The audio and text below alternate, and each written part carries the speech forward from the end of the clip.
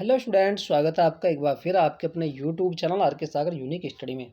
तो देखिए बच्चों, आज फिर से हमारे पास में क्लास 11th की जो केमिस्ट्री है उसका चैप्टर नंबर 1 का ये चौथा वीडियो, जो आपका चैप्टर नंबर 1 है जिसका नाम है रसायन विज्ञान की कुछ मूल अवधारणाएं, उसके 3 वीडियोस बन चुके हैं, वो अपलोड भी हो चुकी हैं और आज का हमारा चौथा वीडियो होने वाला है।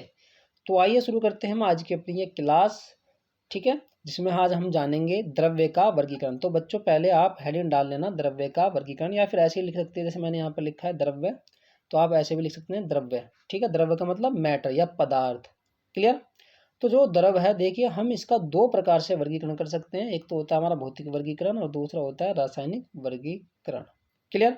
अब देखिए यहाँ पर जो भौतिक वर्गीकरण है उसे भी हम 3 भागों में डिवाइड कर सकते हैं। जैसे कि आप देख रहे हैं, ये ठोस, दूसरा द्रव यानी लिक्विड और तीसरा हमारा गैस। ठीक। तो भौतिक वर्गीकरण में हमारा जो द्रव है वो कितने प्रकार का हुआ? 3 प्रकार का। कौन कौन सा? ठोस, द्रव और गैस।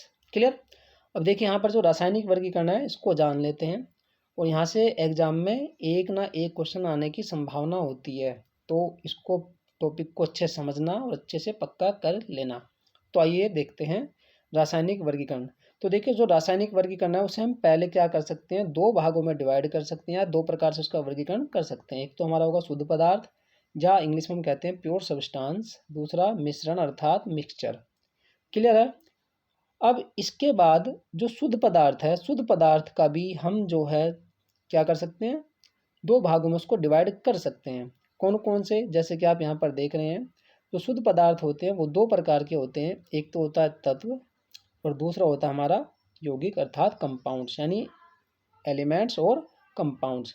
तो आपने क्या समझा कि जो शुद्ध पदार्थ है, शुद्ध पदार्थ को भी हम 2 भागों में डिवाइड कर सकते हैं, या ये कह सकते हैं कि शुद्ध पदार्थ भी 2 प्रकार के होते हैं। कौन कौन से होते हैं? एक बार देखें दोबारा से। एक तो होता है तत्व यानी एलिमेंट्स, और दूसरा क्या होता है, यौगिक अर्थात कंपाउंड्स। समझ में आया। इसके बाद दूसरा हमारा क्या होता है, मिश्रण अर्थात जिसे हम कहते हैं मिक्सचर। तो मिक्सचर जो होता है, मिक्सचर भी जो है उसको भी हम 2 भागों में डिवाइड कर सकते हैं। ये कहिए 2 प्रकार का होता है। एक होता है हमारा समांगी मिश्रण, या इसे आप समांगी विलयन भी कह सकते हैं, और इंग्लिश में कहते हैं होमोजीनस मिक्सचर। फिर इसके बाद जो मिश्रण होता है दूसरा, वो कौन सा होता है, वो होता है हमारा विषमांगी मिश्रण, या हम इसे कह सकते हैं हेटेरोजीनस मिक्सचर। तो देखिए जी, आज की क्लास में मैं आपको सिर्फ इसका जो वर्गीकरण है वो बता रहा हूँ, बाकी मैं डिटेल में भी आपको उनको बताऊंगा। ठीक है। अब देखिए आगे, अब ये आपको समझना बहुत ही जरूरी है। अगर ये समझ में आ गया, ये चार्ट आपको समझ में आया, तो ये समझ लीजिए इनके अंदर जो थ्योरी है ये कुछ भी नहीं है, बहुत ईजी है। क्लियर।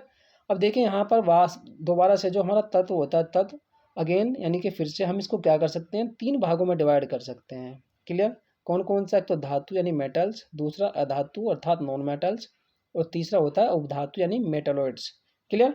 ये नहीं देखना कि प्राकृतिक तत्व, संश्लेषित तत्व, इसको छोड़ देना, ये कोई खास नहीं है। ठीक है। जितना मैं आपको बता रहा हूँ उतना आपको ध्यान रखना है। तत्व को हम 3 भागों में डिवाइड कर सकते हैं, धातु, अधातु और उपधातु। क्लियर। उसी प्रकार से जो यौगिक है, यौगिक को भी हम 2 भागों में डिवाइड कर सकते हैं। एक होता है कार्बनिक यौगिक, दूसरा होता है कार्बनिक यौगिक यानी इनऑर्गेनिक कंपाउंड्स और ऑर्गेनिक कंपाउंड्स। समझ में आया। चलिए एक बार मैं आपको फिर से दिखा देता हूँ इसको।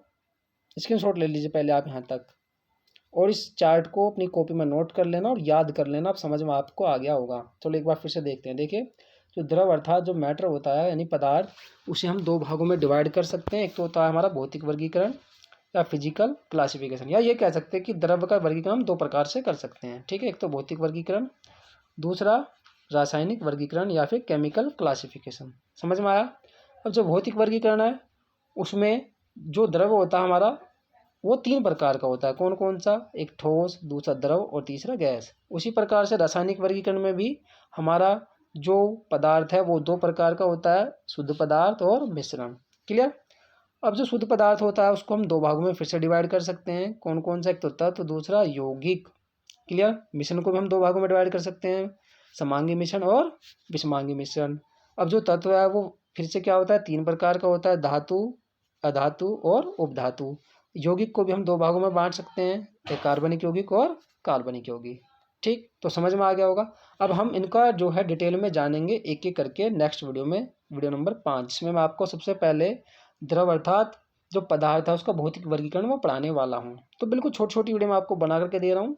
आप चाहे तो एक बार में 5 वीडियो, 6 वीडियो, 7, 10 वीडियो देख सकते हैं, आपकी इच्छा है, उन पर आपका डिपेंड करता है। ठीक है, मैं थोड़ा छोटी वीडियो इसलिए बनाता हूँ जिससे कि बच्चे जो है थोड़ा सा लंबी वीडियो में बोर हो जाते हैं, वो बोरियत महसूस ना करें। ठीक है, हालांकि अगर मैं लंबी वीडियो बनाऊंगा तो बच्चे उस पर भी अच्छा रेस्पॉन्स देते हैं, पर फिर भी थोड़ा सही रहता है छोटी छोटी वीडियो ही। तो बच्चों, मैं मिलता हूँ आपको नेक्स्ट वीडियो में, जिसमें मैं चर्चा करूँगा, यानी कि हम चर्चा करेंगे किस पर, द्रव्य के भौतिक वर्गीकरण पर। ठीक है बच्चों, मिलता हूँ नेक्स्ट वीडियो में, तब तक के लिए बाय बाय, टेक केयर, पढ़ते जरूर रहें, अपने नोट्स जो वैसे बनाते रहें। ठीक है।